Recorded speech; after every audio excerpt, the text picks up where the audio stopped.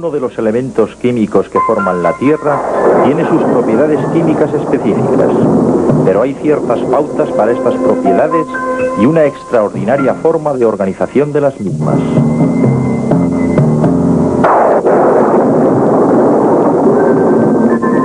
La tabla periódica y periodicidad.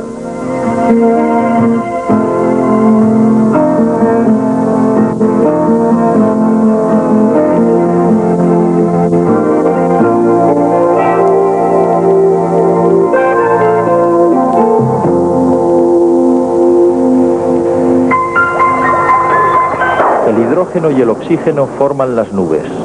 El nitrógeno lo encontraremos en el viento, el calcio en las rocas y en las aguas del río que pasa sobre ellas, el magnesio en la clorofila de una hoja, el carbono en los tejidos de los crustáceos y el cobre en su sangre, un compuesto de hierro y oxígeno en la herrumbre de un clavo y más de 1000 complejos compuestos en la química de un saltamontes.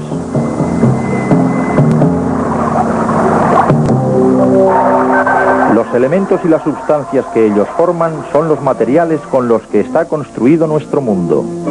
Los paisajes del mundo varían considerablemente, pero con los mapas podemos organizar muchas y diversas clases de información geográfica. Los elementos que forman nuestro mundo varían también en sus propiedades físicas y químicas, pero solo se necesita un mapa para organizar la inmensa cantidad de información que conocemos sobre los elementos. Este mapa es la tabla periódica. De muchas formas, la tabla periódica, como un mapa, puede ayudarnos a organizar nuestro conocimiento de un mundo diverso, en el multiforme mundo de la química. ¿De qué modo facilita un mapa la información sobre un área? Una forma es clasificando las diferencias entre las regiones.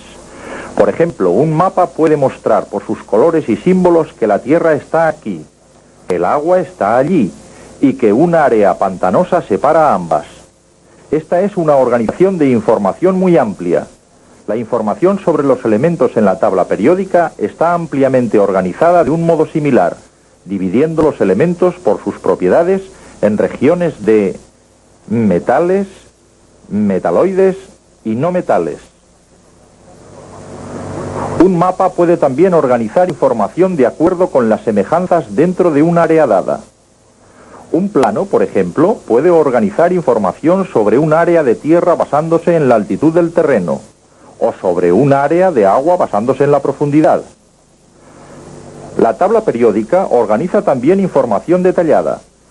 Los elementos están clasificados en orden creciente de número atómico, el número de protones de su núcleo. Cada fila horizontal o período muestra una clase de relación.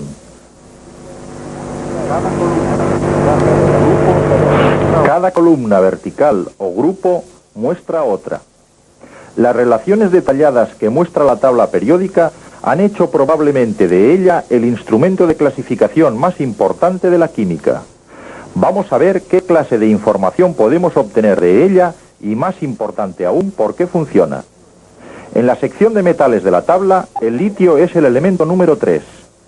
Puesto que es un metal, podríamos esperar que condujera la electricidad bien, y lo hace. El berilio también es un metal, pero está a la derecha en la tabla. El berilio conduce, pero no tan bien como el litio. Y el boro, a la derecha del berilio, es un mal conductor. Así, estos tres elementos en este orden muestran una tendencia descendente en su conductividad. Si los probamos con una cierta clase de reacción química, hallaremos un tipo diferente de tendencia. Por ejemplo, supongamos que los hacemos reaccionar con una solución de ácido clorhídrico. El litio reacciona violentamente. Cuando todo el ácido clorhídrico ha reaccionado y dejamos que el líquido se evapore, el sólido que queda es cloruro de litio, LiCl. Hay un átomo de cloro por cada átomo de litio. Comparemos estas propiedades con las del berilio. Este reacciona más lentamente con el ácido clorhídrico y forma BeCl2, 2 átomos de cloro por cada uno de berilio. El boro reacciona muy lentamente y forma BCl3. Un átomo de boro, 3 átomos de cloro. Así, ahora hemos encontrado además una tendencia descendente en la velocidad de reacción y una tendencia ascendente en la capacidad de unirse con el cloro. Tendencias ascendentes y descendentes similares se producen en muchas propiedades de los elementos, a lo largo de la tabla entera. Por ejemplo, el punto de fusión, y vamos a empezar esta vez con el elemento número 1, hidrógeno. El punto de fusión del hidrógeno es bajo, pero el del helio es todavía más bajo. Ahora, del litio al carbono, el punto de fusión se eleva. Entonces, de súbito, cae y alcanza un punto bajo en el neón. Y con el sodio empieza a subir otra vez hasta el silicio. Posteriormente, baja hasta el argón. Luego, empieza otra vez a subir hasta el potasio. Ahora queda claro que hay más de una mera tendencia ascendente o descendente. Hay una norma.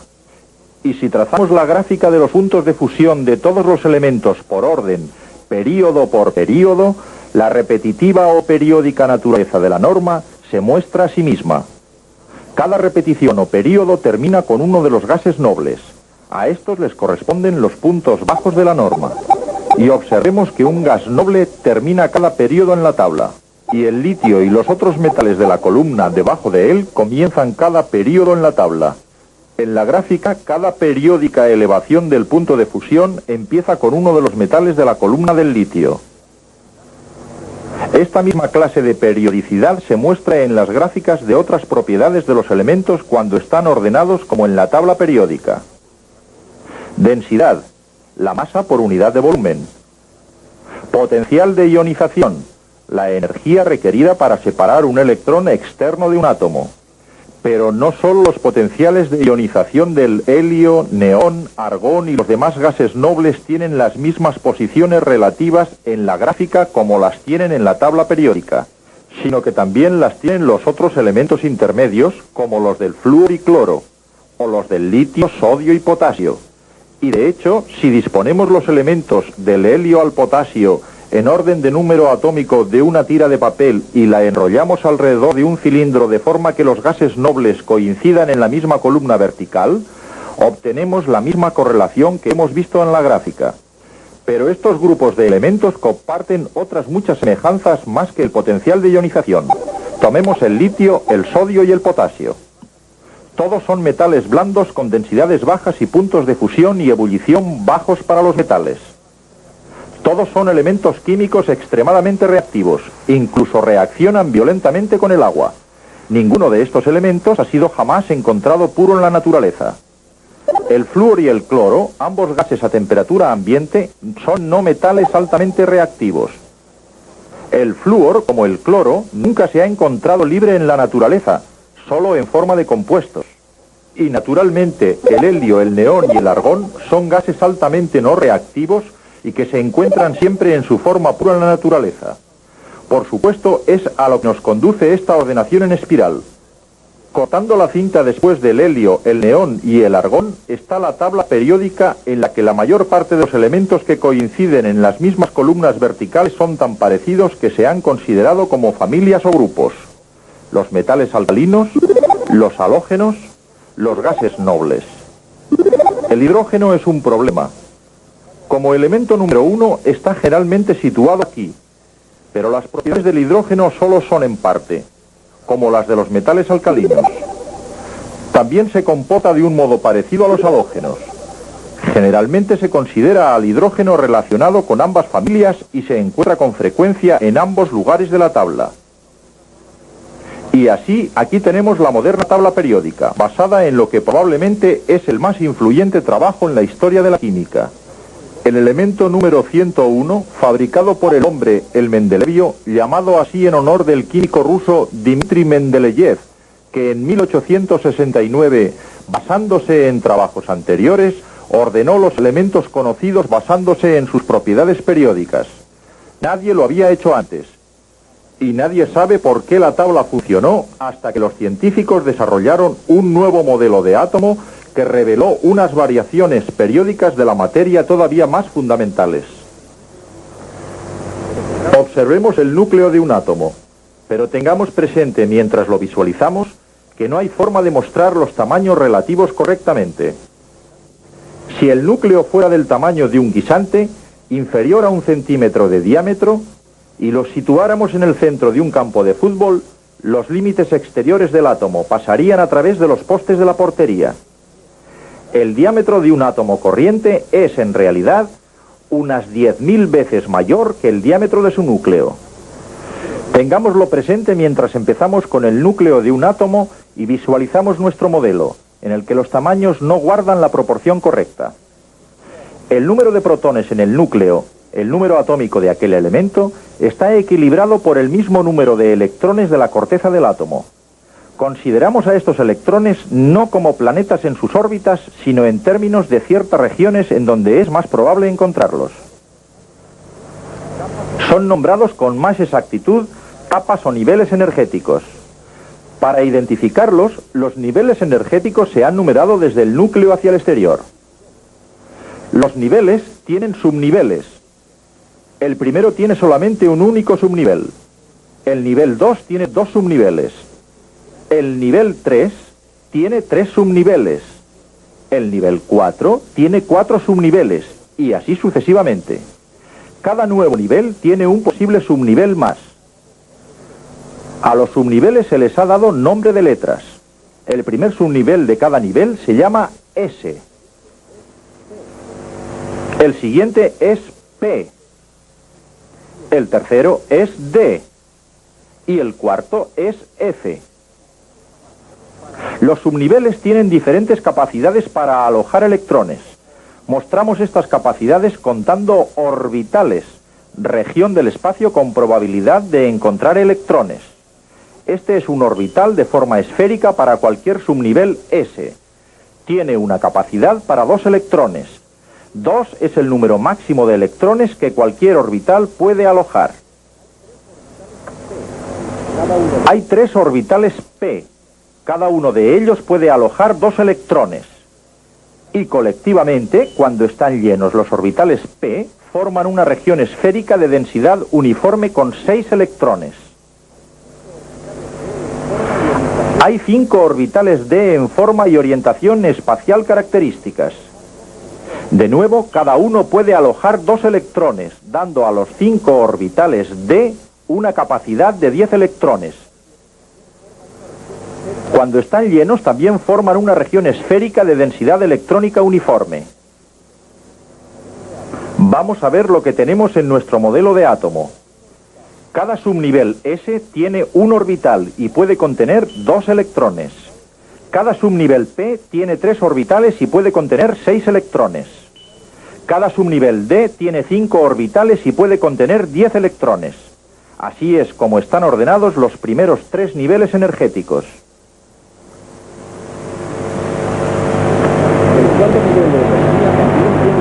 El cuarto nivel de energía también tiene un subnivel F de 7 orbitales con una capacidad total de 14 electrones. El número indicativo del nivel de energía es el mismo que el de subniveles que tiene. Y el número de orbitales de cada subnivel empieza con 1 y a continuación aumenta de 2 en 2. 1, 3, 5, 7 y así sucesivamente con 2 posibles electrones en cada orbital. Ahora, ¿cómo explica este modelo el comportamiento de la tabla periódica? Recordemos que los elementos de la tabla están dispuestos en orden creciente de número atómico. Consideremos el hidrógeno. Puesto que el hidrógeno es el elemento número 1, su número atómico es 1 y tiene un protón en su núcleo. Y esto significa que tiene un electrón para equilibrar la carga. Ahora, de acuerdo con nuestro modelo de átomo, basado en los niveles energéticos, los electrones empiezan a llenar el nivel de energía disponible e inferior de un átomo. Y así el hidrógeno, con solo un electrón, lo tiene en el único orbital del primer nivel. El helio es el elemento número 2 con 2 protones y por esto tiene un electrón más que el hidrógeno para equilibrar su carga. Y aquí hay espacio para el segundo electrón en el orbital S del primer nivel. Con el helio este nivel se llena. Ningún electrón más puede penetrar dentro del primer nivel. Y ahora observemos la tabla periódica. Solo dos elementos están en el primer período, llenándolo exactamente como dos electrones llenan el primer nivel de energía. El primer elemento del segundo período es el litio, el elemento número 3. Hay dos electrones en el orbital S del primer nivel y uno en el subnivel S del segundo nivel de energía. Cada elemento correlativo de este segundo período tiene un protón más en el núcleo y por consiguiente un electrón más en los subniveles del segundo nivel de energía, hasta el neón con 8. Ahora el segundo nivel de energía está lleno y una vez más empieza un nuevo período de la tabla. Cada vez que otro protón es añadido al núcleo, se necesita otro electrón para equilibrar la carga.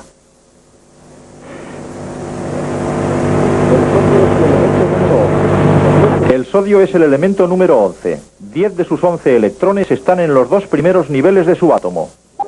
2 en el primer nivel y 8 en el segundo nivel. El 11º electrón empieza llenando el tercer nivel. Esto significa que el sodio tiene un electrón en su nivel más externo exactamente como tiene el litio, por encima de él, y el hidrógeno, por encima del litio. Ahora cada elemento del período que empieza con el sodio tiene un electrón externo más en su tercer nivel. El magnesio tiene 2, exactamente como el berilio. El aluminio tiene 3, exactamente como el boro. Y así sucesivamente a lo largo del período. Los orbitales del subnivel D son los próximos, pero los electrones siempre llenan los subniveles disponibles de más baja energía, y este subnivel D del tercer nivel representa energía superior. Por consiguiente, el próximo nivel en un átomo pasa al subnivel S del cuarto nivel. Y un nuevo período empieza en la tabla, el cuarto, con el potasio, que tiene 19 protones. Y a medida que le son añadidos más protones, más electrones adicionales son añadidos también para equilibrar la carga. El potasio tiene un electrón en este subnivel S del cuarto nivel. El calcio tiene 2. De nuevo 1 y 2 electrones externos, lo mismo que en los pares de elementos situados encima de ellos. Y ahora que el subnivel S del cuarto nivel está lleno con el calcio, se empieza a llenar el subnivel D del tercer nivel.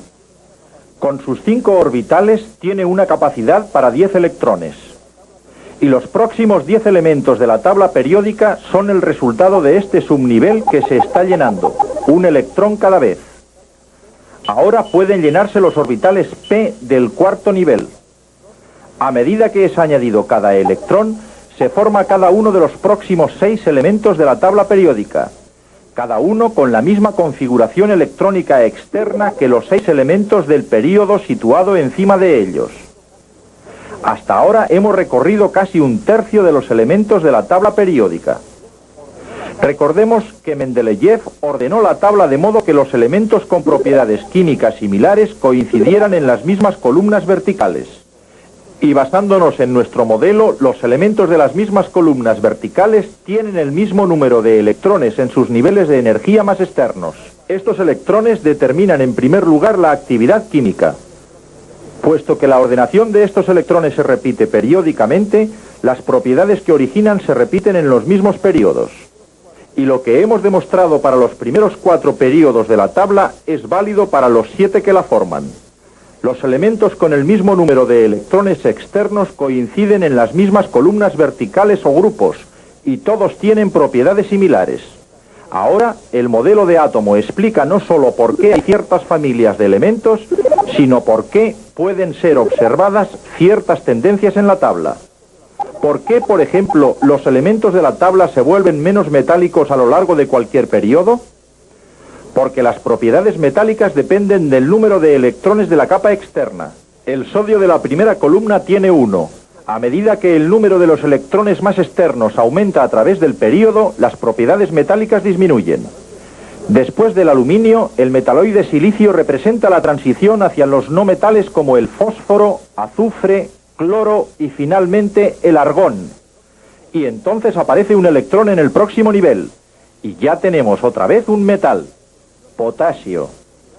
La repetición periódica de las propiedades de los elementos, punto de fusión, densidad, potencial de ionización, todas las propiedades físicas y químicas pueden ser explicadas por este modelo que demuestra la naturaleza periódica de la estructura del átomo. Y este modelo explica por qué funcionó la tabla periódica de Mendeleev.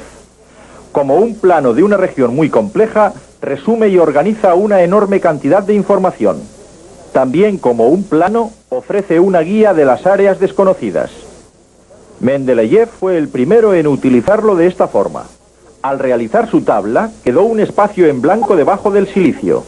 Confiando en el carácter topográfico de la tabla, predijo que debería existir un elemento para llenar este espacio. Le nombró ecasilicio. Mendeleev basó su tabla en las propiedades relacionadas de los elementos.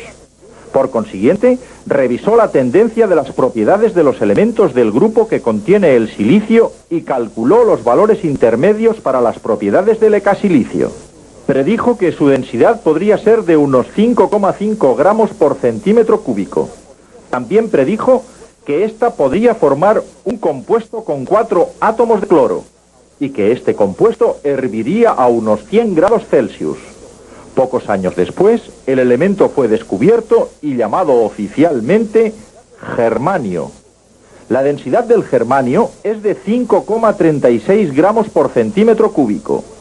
El germanio forma un compuesto con 4 átomos de cloro que hierve a 83 grados Celsius.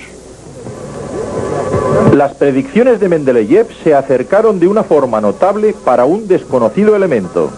Al nombrar el elemento 101 en consideración a Mendeleev, el mundo científico resaltó la gran importancia de su trabajo. Su tabla periódica, base de nuestra tabla de elementos moderna, proporcionó un extraordinario resumen de información. Ella nos guió a un conocimiento mucho más profundo de la naturaleza de nuestro mundo como jamás habíamos tenido antes.